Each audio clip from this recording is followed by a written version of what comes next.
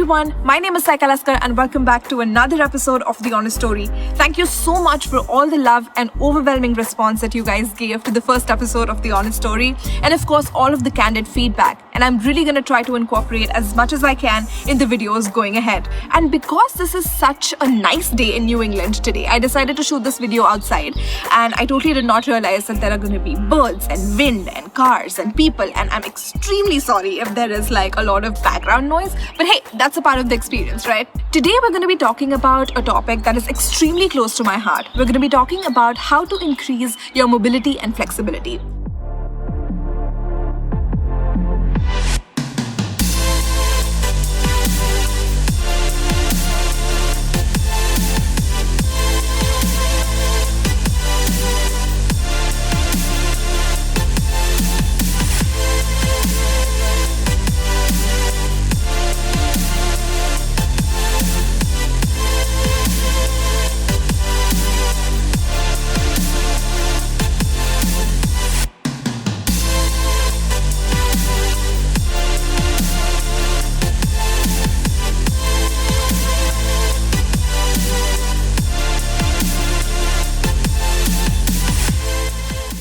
My life has kind of been primarily sedentary for the past 3 or 4 years. And as much as I hate to admit it, it is a 9-to-5 job where I'm basically at my desk for hours on end, sometimes without even realizing to take a water or a bathroom break. So while I'm working, something that I do for at least 8 hours every single day, I think the only body parts that are actually moving are my wrist, because I'm moving around the mouse and clicking with my fingers, and probably just typing, so that's again fingers, and my hand. So other than this portion of my body, I don't use any other body part throughout the day. I'm sitting, I'm slouching, I don't move my neck, there's no neck movement, there's no leg movement, I don't walk around, I don't stand up, it's extremely limited and restricted movement while I'm working, which is something I do for most of my day. And I've especially noticed this lack of movement ever since the quarantine started. To put things into perspective, let me try and give you an example. Before the quarantine started, I worked out for almost an hour and a half every single day and clocked in at least 10,000 steps for, say, 5 days a week. But ever since the quarantine has started, I can barely get in 20 minutes of quality exercise, let alone 10,000 steps. Even if I hit 300, I feel great, like, okay, I moved today. And this is a significant drop. Our external movement, everything that we can do with our hands, our legs, our back, our feet, everything depends on the health of your joints and muscles. So keeping these in your optimum function is extremely important. Our body uses the basic rule of use it or lose it. So if you don't actively stretch or intentionally move, your body is just going to forget that it can stretch a certain way or it can complete a certain range of motion. If we don't actively stretch or move, our joints are going to get tightened and stiffened, and this is going to lead to restricted range of motion and inability to do even some of the most basic movements. So today we're going to be collaborating with one of my favorite human beings and probably one of the fittest people I know, Poras Patil. Poras is a certified personal trainer and a sports nutritionist with over 3 years of work experience in the fitness industry. He's basically been an athlete all his life, and he's a national player of a sport that both of us grew up playing, rope malakham. So in this video, we're going to be showing you some basic mobility and flexibility drills that you can start doing to regain your lost joint and muscle health. Again, these exercises are meant for beginners and they're very basic, but we can do a follow-up series eventually so that we can increase the difficulty level a little bit and then try and do the hard stuff that you saw at the beginning of this video. So let's get started. A couple of pointers here. Feel free to pause the video to get a better understanding of the stretch. Try to do 8 to 10 reps of each exercise and try to do each stretch to the best of your ability. It gets easier as you practice. So our first exercise is neck rotation. Your neck is one of the most important parts of your body. It supports your head and houses the arteries that carry blood from your heart to your brain. So make sure you stretch your neck slowly, without any sudden jerks. Continue the motion up and down, left and right, side to side, making sure that you reach the maximum range in each direction till you feel the complete stretch. This relieves a lot of stress that comes from sitting at a desk for long periods of time. The next exercise we move on to is one of the most underestimated stretches, which is the wrist rotation. Wrap your thumb in your fingers and relieve the pressure that has been building up by slowly rotating your wrists in either direction. If you want a variation from the rotation, you can try moving your wrists up and down or side to side. Play around with a few variations till you find out what works best for you. The next exercise is the shoulder rotation.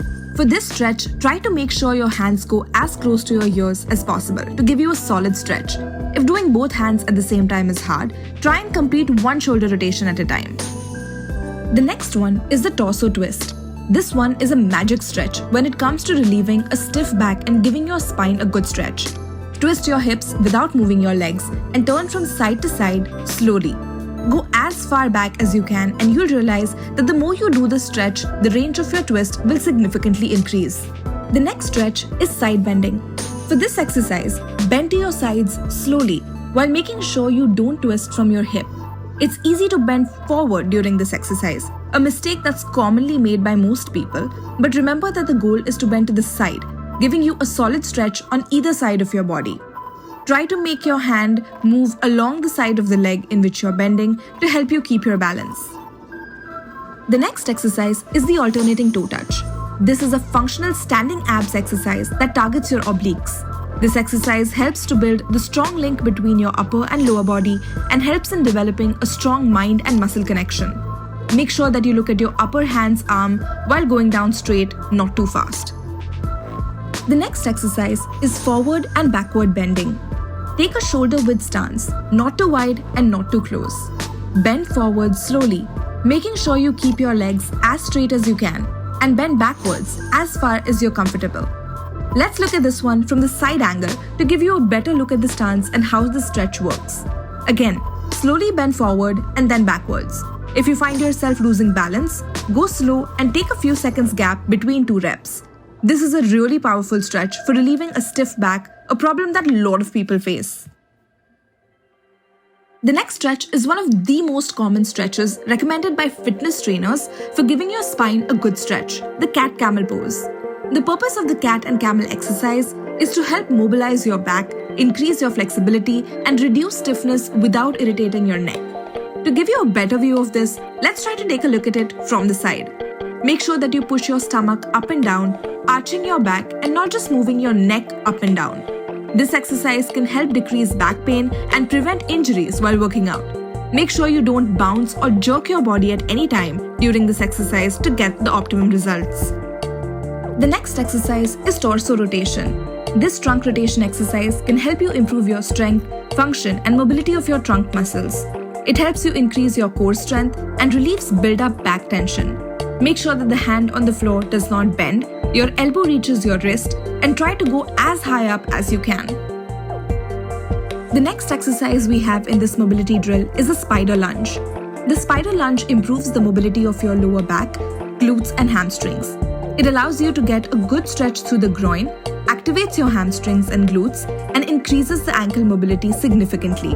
This targets the quadricep of your back leg and the hamstrings and glutes of the front leg. Let's take a look at this stretch from the side to get a better understanding. Try to keep your front leg right beside your hand. Keep the hind leg straight and arch your back when you look up. This is a very powerful stretch if performed correctly. Even if you can't go as fast as he's going in this video, go slow and maintain your own pace. The next exercise we have is quite the tricky one, a squat to stand. Make sure your heels are pressed firmly onto the floor, hold your toes, and without letting them go, try to stand up as straight as you can. You probably won't be able to stand straight the first time you try to do this, but it will get easier as you keep practicing. Let's take a look at this from the side view. Your heels will come off the ground in the beginning and the weight does transfer to your toes, but be mindful to intentionally avoid that. Now Poras is a pro, so it kinda looks really easy when he does this, but it's not quite as easy. So don't think too much if you're not able to get it right the first time, just keep practicing. The next exercise is one of my least favorite ones, side lunges. I promise you that this exercise is 10 times harder than this person makes it look like, but when you finally get it, it's worth the joy. Try starting out by holding a wall for support. Make sure your heels are pressed firmly onto the ground and the other leg's toes should be pointing upwards. Taking support from a wall looks something like this. This lateral movement targets your inner and outer thighs and helps you strengthen and tone those areas of your legs. It fetches super results when you get it right. next stretch in this mobility drill is the multi-directional leg swing. Use the support of a wall or a chair or something solid to swing your legs as high as you can without bending your knee too much. Make sure you don't jerk your leg or overstretch it, as this may lead to serious injury. Multi-directional leg swings are a great dynamic exercise that allows you to warm up and stretch your hip muscles and the hip joint. Try doing these on either side with how many ever reps you're comfortable with. The next one's a groin stretch. Again, use the support of a wall or a chair for this one to maintain your balance. Try and keep your leg in a right angle, ensuring that your movement is coming from your hip. Do this on either side in a pace that you're comfortable with. And here we are at the last exercise in this mobility drill, and that's ankle rotations. Your ankles directly take most of your body weight, and this is one of the most simple and effective mobility exercises that you can do for your ankles. Slowly rotate each ankle in a clockwise and anti-clockwise direction and repeat it with each leg.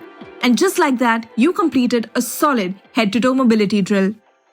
So I really hope that you enjoyed all of those mobility drills, and there is one more magical exercise that can probably do wonders for your health goals, and that is the Surya Namaskar. So let's take a look at an easy way of doing one of the most basic yet effective exercises that's known to mankind.